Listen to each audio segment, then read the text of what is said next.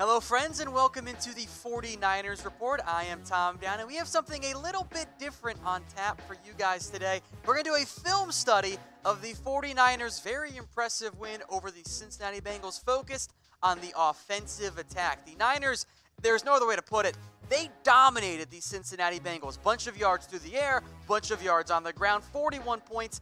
572 yards. So for today, I'm going to focus in on the game plan Kyle Shanahan had, and most importantly, the play of Jimmy Garoppolo. We will begin with my favorite play by far. This is the MARQUISE Goodwin touchdown here. This is right after a first down. Easy touchdown on a play design called leak. Here's how Goodwin got so open. Starts slow with a bunch formation to the right. Everyone's tight. You actually forcibly load the box with this. You motion Kyle Juszczyk in motion. Bengals are a little bit confused. There's some following there, so you think you're in man here. The cornerbacks, by the way, they shuffle. There's an adjustment, and there's confusion. The play here is designed for MARQUISE Goodwin right there on your screen. Now, he will drag across the formation, and there's nobody near him here. There's nobody remotely close to Goodwin. All right, so rewind here.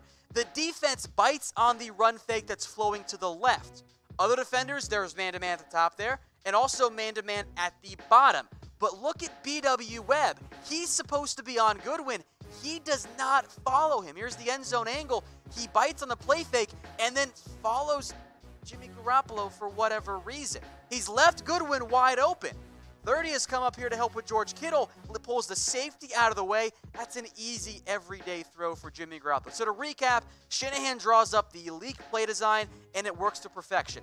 Motion causes some confusion there. They flow to the left, they see the play action, they overcompensate. That's way too easy for the 49ers. This play, by the way, almost always works in the NFL as long as you don't call it a little bit too much.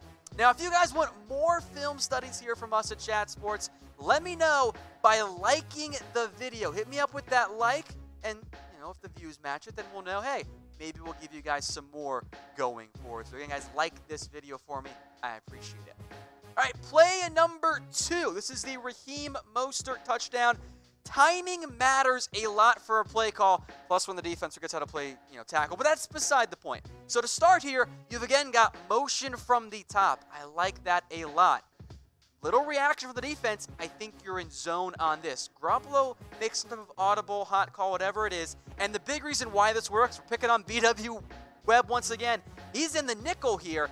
He's actually coming in on a zone blitz. So when he comes off the edge, Garoppolo waits till the very last second and then checks it down to Mostert. Nice little alternate arm angle there.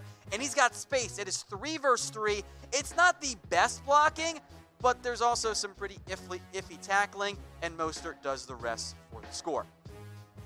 Now, we're talking about backs here. We're mentioning Mostert. There is no Tevin Coleman. So if you're like me and you took Tevin Coleman in fantasy, and I'm still holding on to him, he's going to come back and play great, get on down to FanDuel. Kind of help, make up for some earlier fantasy drafting mistakes. Head over to FanDuel.com/chatsports. You get $20 free with your first $20 deposit.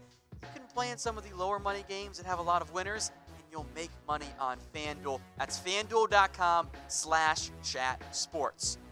All right, next up, play action. I love it. Always use play action. It almost always works. This is a massive gain from George Kittle, also because Kittle's awesome and abused the Bengals defenders. So Kittle here, watch what he does. First up, you've got Mostert. Now, he's kind of hidden a little bit here. Hidden up a little bit, but he's on Jesse Bates, number 30. Kittle comes in motion. You've got confirmed man-to-man coverage. They fire off the line. Jesse Bates reads run. He's cooked. There is not a safety really in the NFL that can recover from that. It's a big, big pickup here for George Kittle. Plus, I love the extra added stuff as well. I also wanted to make note here, watch 36. He might have stayed home, but he's actually in man-to-man coverage. He made the right call. That's on Jesse Bates, and it's why play action works. If you want more evidence play action works, these were Jimmy Garoppolo's stats in week 2 off of play action. A perfect 10 of 10 for 213 yards and 2 touchdowns. Run the play action regardless, especially even early on in games. You don't have to establish the run. It helps when you also run all over a bad Bengals defense, but utilize the play action like Shanahan loves to do, and it's effective. It makes it easier on your quarterback, and Jimmy Garoppolo is accurate enough that it's going to pay big dividends here. All right, I like this next play here because it's creative. You've got the jet motion and then a throwback screen. I wanted to feature it because of the misdirection. It's a really creative play design, and also Deebo Samuel's pretty darn good. So Samuel starts wide. He comes in motion here with a follower. So we've got man-to-man coverage. You fake the jet sweep. Jimmy G rolls right. Now, Mostert is open if Garoppolo wants to go there, but that's not the play design. Instead, you've got a throwback plus a little natural pick play here. The defense is kind of out of position. A natural pick play, throwback screen. The defense was flowing the wrong direction. Now they've got to recover, and look what you got. Space everywhere. The defense has not recovered in time because they were following Garoppolo. Now it's a big pickup here for Deebo Samuel, who, by the way, I thought was great against the Bengals. -1 play that we'll get to here, unfortunately. But I love that play design. I like getting the ball to your playmakers in space. More teams should do that. This is why, folks, Shanahan was so coveted when he was a coordinator. Now, I mentioned Samuel wasn't quite perfect. Here it is. Not everything's flawless. Even for Samuel, this is just a brutal drop. So there's a little bit of pre-snap motion on this play, but it's all about Deebo Samuel. He is the first read there at the very top of the screen.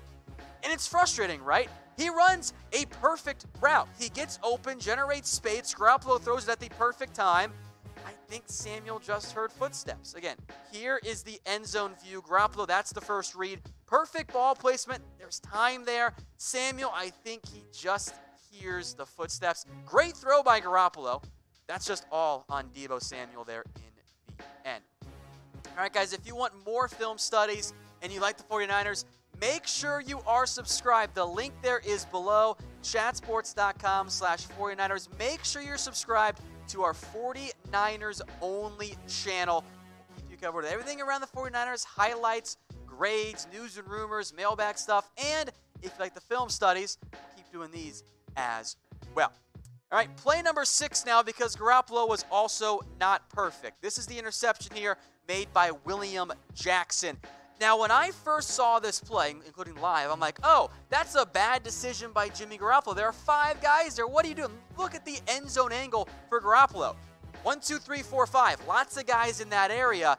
There's a reason why Garoppolo threw this, though. So I'll break down why. You got Richie James here in the slot out of the bunch formation. He's the main target. He's actually matched up on a linebacker on this play.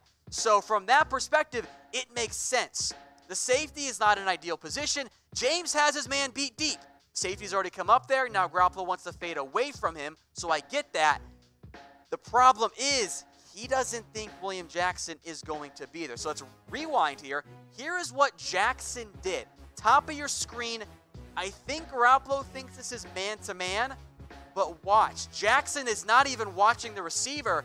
He is instead in deep zone responsibility, reading the quarterback's eyes. So when Garoppolo lofts it deep, he thinks he's got Richie James burning a linebacker, doesn't see Jackson just lurking right there for the interception. It's less of a terrible decision and more of a bad coverage read and a great play by a really good cornerback, by the way, in William Jackson. So after 2 games, how much faith do you guys have in Jimmy Garoppolo? Let me know in the comment section. Grade this for me on a scale of 1 to 10. Number 1 means you're done, you want to replace him, which makes sense. Number 10 means you think he's the best quarterback in the NFL. I worry more about the injury side of things for Garoppolo than I do the on-field play. As long as the offense looks like it did against the Bengals, they're going to be just fine. Excluding health, I'm at least at a 6 or 7 for Garoppolo. Last play here because it was too much fun not to include it. The trick play the 49ers busted out. The old wide receiver pass back. Pettis to Mostert there. Let's break it down. So Pettis comes in motion. And look at the numbers there. You got 2v2 with Pettis able to have space there. Now, the initial read here, by the way, is actually for George Kittle, the tight end. But Kittle is covered. The 2 safeties read it well. There's no reason to throw it deep downfield. So Pettis, who's a smart player, does the right thing here. Plan B, and almost the plan 1A, a simple screen pass back to Mostert. Look at all these space and blockers that he has in front of him. Here's the end zone angle one more time. Pettis across the field to Mostert. Look at the space you've got. You've got the numbers in your advantage there. That's an easy pickup there because the Bengals were in zone. All right, guys, if you like the film study, go ahead and follow me on Twitter at WhatGoingDowney. I teased it earlier, so if you're already following me, you knew what was going to happen there. Go follow me on Twitter at WhatGoingDowney. Make sure you're subscribed to the 49ers Report. And if you liked it, let me know, because we might keep doing more of these for you guys here on the 49ers Report.